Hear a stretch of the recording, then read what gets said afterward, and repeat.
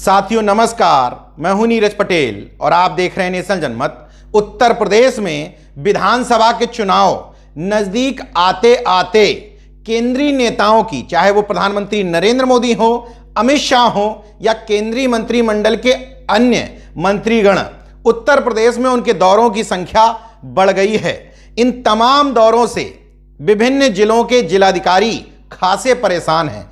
परेशानी इसलिए नहीं है कि निरीक्षण में कोई खामी ना मिल जाए, बल्कि परेशान इसलिए हैं कि जहां जहां साहिब यानी कि प्रधानमंत्री नरेंद्र मोदी, अमित शाह या मुख्यमंत्री के दौरे या जनसभाएं लगती हैं, जहां जहां किसी भी परियोजना का उद्घाटन, शिलान्यास, फीता काटना या झुंझुना पकड़ाना हो, उन सभी जगहों पर जिलाधिकारी को जिम्मेदारी थमा दी जाती है कि एन केन प्रकारेण, मतलब किसी भी तरीके से, किसी भी गलत मद से पैसे जुटाओ, साहब के लिए भीड़ जुटवाओ और पैसा इकट्ठा करके परिवहन विभाग से हजारों बसों की व्यवस्था करो और उनका भुगतान भी किसी ना किसी विभाग से करवाओ। 19 नवंबर यानी कि कल साहिब प्रधानमंत्री नरेंद्र मोदी जी बुंदेलखंड के महोबा जिले में होंगे।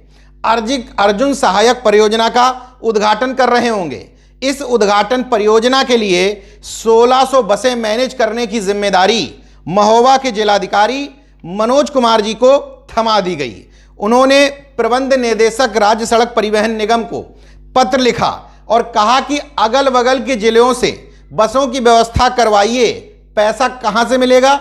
सिंचाई विभाग से। मतलब विभाग कैसे भी मैनेज करे, कौन से मद में वो डालेगा, ये खर्चा कैसे दिखाएगा, इससे साहब को, बीजेपी के नेताओं को कोई मतलब नहीं है। जिलाधिकारी को जिम्मेदारी दे दी गई। अब वो अपने मातहत विभागों पर दबाव डलवा करके किसी भी तरीके से इस पैसे को मैनेज करें। ये मात्र महोबा की कहानी नहीं है, अन्य जिलों की भी कहानी बताऊंगा। लेकिन पहले एक सवाल उन तथाकथित अंधभक्तों से जिनको जेएनयू जैसे शिक्षण संस्थानों पर टैक्स पेयर्स के पैसे का दुरुपयोग दिख रहा था, उनको प्रधानमंत्री नरेंद्र मोदी जी की ये रैली, इससे पहले पूर्वांचल एक्सप्रेस में 2000 बसों को लगाने के लिए करोड़ों रुपए खर्चे वाली रैली, और अमित शाह जब आजमगढ़ पहुंचे थे तो पीडब्ल्यूडी से कहा गया कि परिवहन मद में 40 लाख रुपए दीजिए, जबकि पीडब्ल्यूडी में ऐसा कोई परिवहन मद होता ही नहीं है। आनन फानन में प्रमुख सचिव जी से पूछा गया।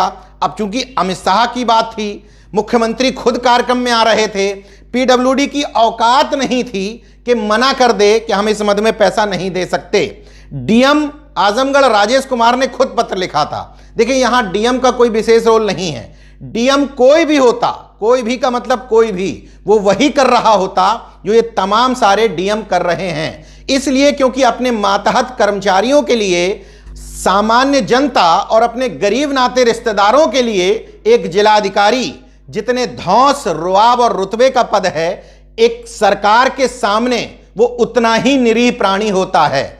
खैर, सरकार के इस प्राथमिक गुलाम को उसके हाल पर छोड़ करके हम अपने मुख्य मुद्दे पर आते हैं। क्या जो ये पैसा खर्च किया जा रहा है, ये टैक्स पेयर्स का पैसा नहीं है? क्या ये जनता की गाढ़ी कमाई का पैसा नहीं है? सिंचाई विभाग से जो 1600 बसें ली जा रही हैं महोबा के लिए, उसमें अगर अनुमान लगाया जाए तो एक दिन का किराया होता है 22,081 रुपए, और 18-19 नवंबर को ये बसें किराए पर ली जाएंगी। मतलब तकरीबन 7 से 8 करोड़ रुपए की धनराशि खर्च होगी। और पैसा किससे लिया जाएगा? सिंचाई विभाग से।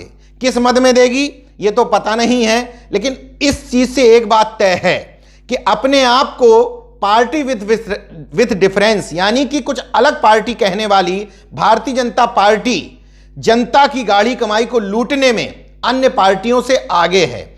दूसरा, इसका एक और संकेत है, यानी कि प्रधानमंत्री नरेंद्र मोदी, अमित शाह समेत बीजेपी की नेताओं की रैलियों में भीड़ जुटी नहीं रही है।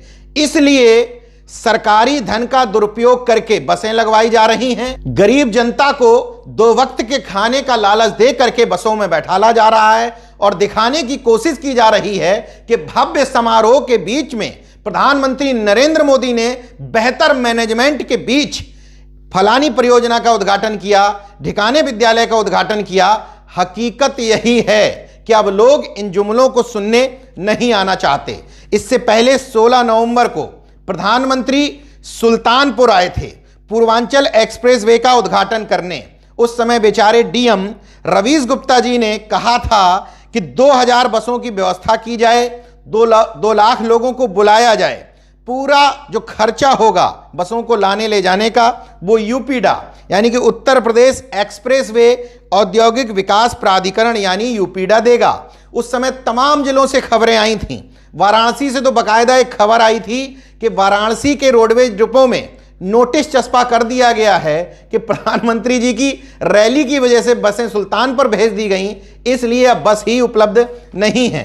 बनारस नहीं, आसपास के तमाम जिले, अयोध्या, अमेठी, तमाम इलाहाबाद, तमाम जिलों में बसों की किल्लत हो गई थी क्योंकि प्रधानमंत्री जी की रैली के लिए भीड़ जो जुटानी थी, तमाशा दिखाना था, मजमा जुटाना था। अमित शाह 13 नवंबर को आजमगढ़ पहुंचे थे। मंच से धार्मिक बातें करना नहीं भूलते हैं, लेकिन बुलाई गई भीड़ के लिए किसी न किसी सरकारी विभाग से गलत तरीके से पैसा खींचने की ये गलत परंपरा शुरू की जा रही है। 2017 में प्रधानमंत्री नरेंद्र मोदी जी मध्य प्रदेश पहुंचे थे। नर्मदा सेवा यात्रा की शुरुआत उन्होंने की थी। उस समय स्वच्छता अभियान, जिसको कहा जाता था कि प्रधानमंत्री नरेंद्र मोदी जी का ड्रीम प्रोजेक्ट है, उस स्वच्छता अभियान की मद से 100 करोड़ रुपए ले लिए गए थे। और ये सब हो क्यों रहा है? हो इसलिए रहा है क्योंकि पूरी भारतीय जनता पार्टी को पता है कि ये दलाल, भांड, गुलाम कॉरपोरेट मीडिया इन तमाम खबरों को दिखाएगा ही नहीं, इन पर डिबेट कराएगा ही नहीं। अगर मेरी बात गलत हो तो किसी भी भांड टीवी चैनल पर बता दीजिए जो इस मद को लेकर के डिबेट आयोजित की जा रही हो। प्रधानमंत्री की रैली में जनता पर दबाव डाल करके सरकारी धन का दुरुपयोग करने की घटना की खबर क्यों नहीं टीवी चैनलों पर डिबेट के रूप में शामिल होनी चाहिए थी, लेकिन हैसियत नहीं है, हिम्मत नहीं है। इसलिए क्योंकि चुनाव को धार्मिक एजेंडे पर, हिंदू मुस्लिम के एजेंडे पर, भारत चीन, भारत पाकिस्तान, जिन्ना सरदार पटेल के मुद्दे पर उलझाना ही इस मीडिया का परम कर्तव्य बन गया है। यहां दोष सिर्फ भांड मीडिया का नहीं बल्कि उन अंधभक्तों का भी है जो मुद्दों को डाइवर्ट करने में महारत हासिल कर चुके हैं। जनता की गाढ़ी कमाई का पैसा पीएम केयर्स फंड में गया। कहा गया कि प्रधानमंत्री नरेंद्र मोदी जी की तरफ से एक फंड बनाया गया है, लेकिन मैं बार बार ये कहता था, शुरू से कहता था कि प्रधानमंत्री नरेंद्र मोदी जी का निजी फंड है।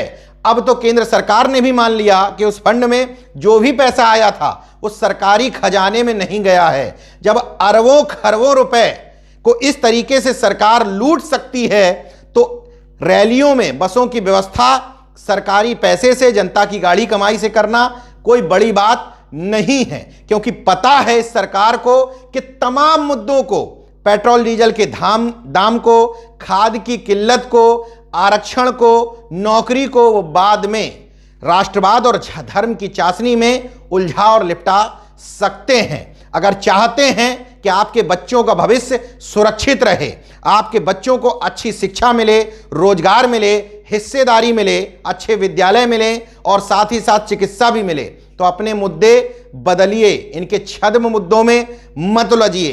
वोट किसी को भी करिए, लेकिन इन्हीं मुद्दों के आधार पर करिए। देखते रहिए नेशन जनमत, जागरूक और सजग बने रहिए। जय विज्ञान, जय संविधान, जय लोकतंत्र। धन्यवाद।